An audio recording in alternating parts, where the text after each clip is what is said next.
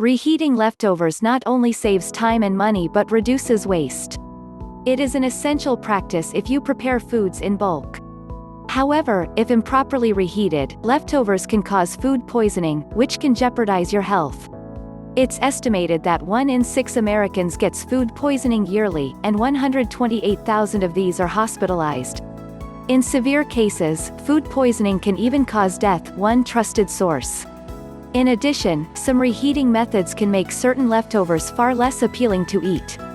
This article provides instructions for safe and tasty reheating of leftovers. General guidelines when reheating leftovers: proper handling is key for your health and your meal's taste. Here's what to do: 2, 3, 4.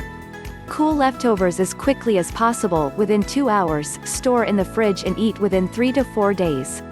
Alternatively, freeze leftovers for 3 to 4 months. After this point, they are still considered safe to eat, but texture and flavor may be compromised. Frozen leftovers should be properly defrosted before heating by transferring them to your fridge or using the defrost setting on your microwave. Once defrosted, refrigerate and eat within 3 to 4 days. It is safe to reheat partially defrosted leftovers using a saucepan, microwave or oven. However, reheating will take longer if the food is not completely thawed. Reheat leftovers until steaming hot throughout. They should reach and maintain 165 degrees Fahrenheit, 70 degrees Celsius, for 2 minutes. Stir food while reheating to ensure even heating, especially when using a microwave. Do not reheat leftovers more than once. Do not refreeze leftovers that have already been defrosted. Serve reheated leftovers immediately. Steak: the most common complaints with reheated steak are dried out, rubbery or tasteless meat.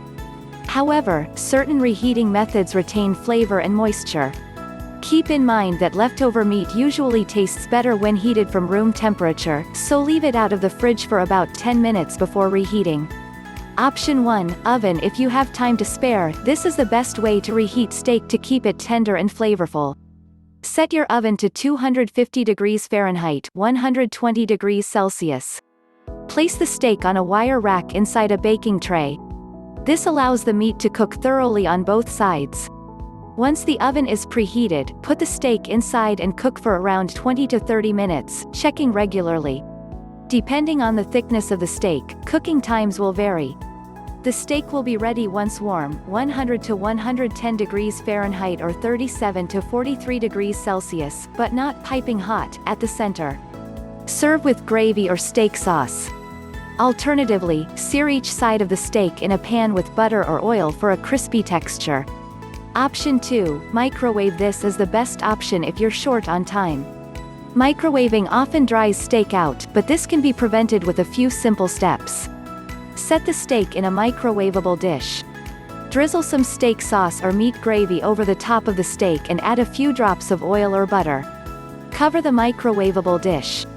Cook on medium heat, turning the steak every 30 seconds or so until it's warm but not too hot.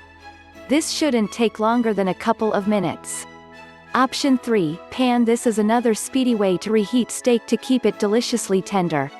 Add some beef broth or gravy to a deep pan. Heat the broth or gravy until it simmers, but don't let it boil. Next, add the meat and let it heat until warm throughout. This should only take a minute or two. Option 4, resealable plastic bag. This option is perfect for keeping steak moist and scrumptious. Though it doesn't take as long as the oven, cooking time is slightly longer than microwaving or pan frying.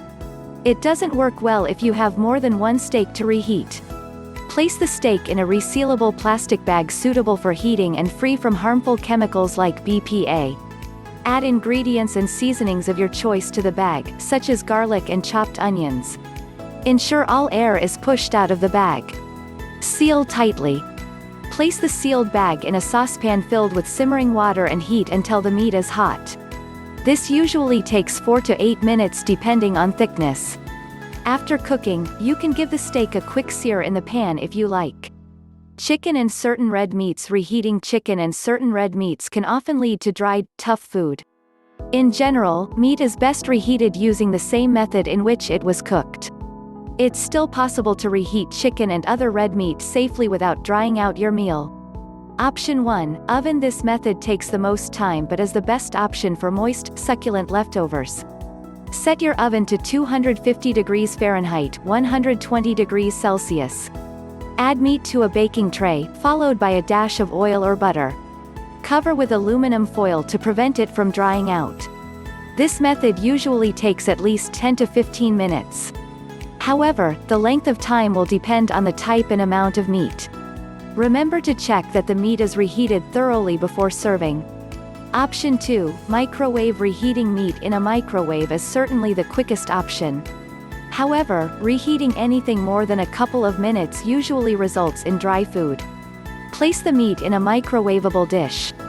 Add a small amount of water, sauce or oil to the meat and cover with a microwave-safe lid. Microwave on medium heat for as long as necessary for the food to be evenly and thoroughly cooked. Option 3, pan. Although it's a less popular option, chicken and other meats can certainly be reheated on the stovetop. You should keep the heat low to avoid overcooking. If you don't have a microwave or are short on time, this is a good method. Add some oil or butter to the pan. Place the meat in the pan, cover and heat on a medium-low setting. Turn the meat over halfway through to ensure it's cooked evenly. This method usually takes around 5 minutes but depends on the type and amount of meat. Fish can be reheated similarly to meat. However, the thickness of the fillet has a big impact on overall flavor. Fatter cuts of fish, such as steaks of salmon, will retain texture and flavor better than thinner ones. Option 1, microwave. This is a good option if you are short on time and the fish isn't breaded or battered. Keep in mind that this option usually results in a fishy smell in your kitchen. Sprinkle water or oil on the fish before placing it in a microwavable dish. Cover the dish and heat on low to medium power for 20 to 30 seconds at a time, checking regularly until the fish is done but not overcooked. Flip the fillet over regularly to ensure even heating. Option 2, oven. This is a good option for retaining moisture and taste. However, it does require more time. Set your oven to 250 degrees Fahrenheit, 120 degrees Celsius. Unless the fish is breaded or battered, wrap it in foil and place on a baking tray. Cook for 15 to 20 minutes or until the center is steaming hot. Option 3, pan. Sautéed, grilled and baked fish reheat well when heated or steamed in a pan. To heat, add oil or butter to a pan. Place on medium-low heat. Add the fish. Cover the pan with a lid and check every few minutes, turning regularly. To steam, wrap the fish loosely in foil. Place in a steamer or rack over boiling water in a covered pan. Steam for around 4 to 5 minutes or until the fish is fully cooked. Rice, especially reheated rice, carries a risk of food poisoning if not handled or reheated correctly. Uncooked rice may contain spores of the Bacillus cereus bacteria, which can cause food poisoning. These spores are surprisingly heat-resistant and often survive cooking. While it is safe to reheat rice, never do so if it has been left out at room temperature for an extended period. It's best to serve rice as soon as it's been cooked, then cool it within 1 hour and refrigerate it for no more than a few days before reheating. Below are some good options for reheating rice. Option 1, microwave. If you are short on time, this is the quickest and most convenient way to reheat rice. Add the rice to a microwavable dish alongside a sprinkle of water.